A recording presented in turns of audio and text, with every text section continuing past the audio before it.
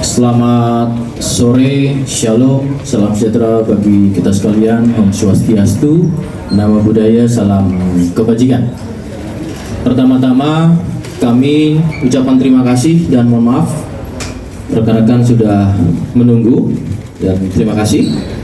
Pada hari ini, tepatnya hari Selasa, tanggal 4 Juli 2023, Polda Metro Jaya dari Direktorat Reserse Kriminal Umum Polda Metro Jaya akan melakukan press conference dengan adanya pengungkapan dan penangkapan pelaku tindak pidana penipuan dan penggelapan yang terjadi, yang tentunya menjadi perhatian publik dan khususnya lagi adalah para korban, yaitu terkait tersangka Rihana dan Rihani.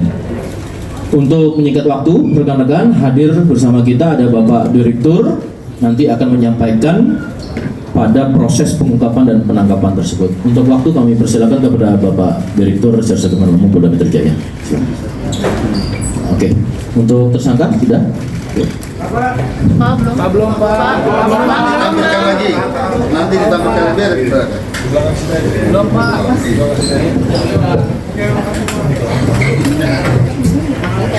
Baik, rekan-rekan sekalian, Assalamualaikum warahmatullahi wabarakatuh. Salam sejahtera buat kita semua. Rekan-rekan sekalian, sebagaimana kita ketahui terhadap kasus penipuan yang dilakukan oleh tersangka atas nama Rihana dan Rihani ini, Polda Metro Jaya telah membentuk tim khusus baik itu penyelidikan maupun penyidikan yang melibatkan beberapa subdit yang langsung dipimpin oleh Wadir Krimpum Polda Metro Jaya, AKBP Imam Yulis. Karena memang sebagaimana rekan-rekan ketahui, saat ini Direktorat Reserse Kriminal Umum sedang melakukan beberapa penanganan kasus-kasus besar. Mungkin dalam waktu yang tidak berapa lama ada lagi pengungkapan yang membutuhkan konsentrasi daripada tim sus yang lain. Nah, untuk kasus Rihana Rihani ini, ya, kita adakan tim khusus baik penyidikan maupun penyidikan yang dipimpin oleh Bapak Wadir Krimpum Polda Metro Jaya. Rekan-rekan sekalian, dari tim khusus ini kita melakukan penarikan LP-LP yang sudah ada ataupun dilaporkan selain daripada di Polda Metro Jaya, itu di beberapa Polres, itu totalnya adalah 18 laporan polisi. Dan ini disatukan di Polda Metro Jaya dan kami konstruksikan daripada pasal yang ada. Yang pertama, ini adalah kasus terkait dengan penipuan dan penggelapan yang dilakukan secara berlanjut ataupun forgeset handling, pasal 4 KUHP. Apabila dalam proses penyidikan nanti ternyata ini merupakan mata pencaharian daripada yang bersangkutan ini, ya kita akan terapkan pasal yang lain juga. Apakah 379A KUHP, dan juga karena ini modusnya dalam menggunakan media sosial, kita juga akan terapkan Undang-Undang ITE, ya, pasal 28 Undang-Undang ITE. Oleh karenanya, rekan-rekan harap maklum, ini kita sedang penyidikan awal yang bersangkutan sudah tersangka dan kita tahan, ya. Namun proses penyidikan kami ini adalah bersifat berkesinambungan, nanti larinya kemana. Sebagai contoh, rekan-rekan sekalian, kita akan dalami, ya, karena selama ini kan yang bersangkutan ini selalu bertransaksi menggunakan perbankan. Ya, kita akan dalami karena dari LP yang kita terima total kerugian itu adalah 35 miliar, tapi akan kami dalami. Mungkin ini baru sebagian. Apakah ada korban-korban yang lain, kami akan dalami lagi. Kemudian rekan-rekan sekalian, ternyata hasil pemeriksaan sementara dari korban, kita menerima informasi bahwa ini modusnya adalah seperti skema Ponzi, ya, dari reseller range kerugian antara 200 sampai 800. Namun setelah kita dalami, sementara bahkan ada yang sampai 3 juta ini satu produk yang ditawarkan, ya. Harusnya harga 12 juta, ditawarkan 9 juta sebagai bujuk rayu, akal muslihat. rangkaian perkataan-perkataan bohong sehingga memberikan suatu barang.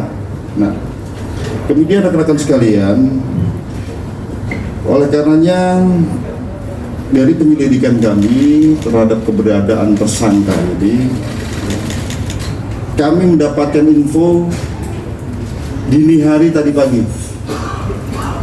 Tadi pagi kami mendapatkan info bahwa yang bersangkutan ada di suatu tempat dini hari.